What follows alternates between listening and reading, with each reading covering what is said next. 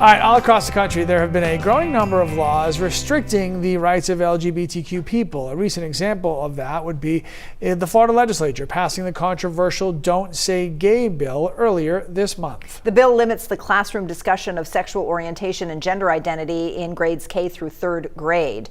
In Maine, we're a fairly queer-friendly state, as they say, but young people here might struggle knowing that there are challenges going on all across the country. So our Alex Haskell has some details on resources out there for young Mainers and what's being done to protect their rights.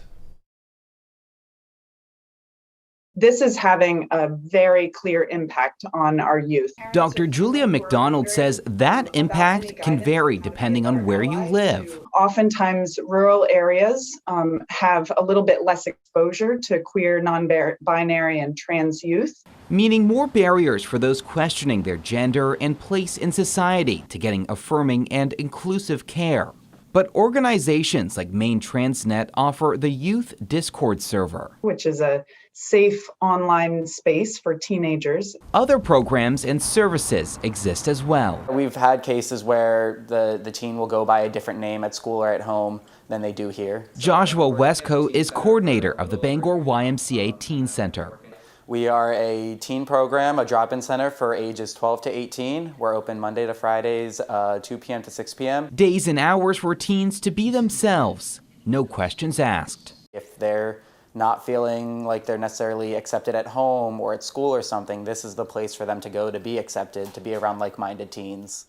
As laws diminish or even threaten rights, services, and acceptance for LGBTQ communities in other states, Maine lawmakers are working to ensure they are protected. The bills that we're seeing passed in other states across the country, they could be reality here.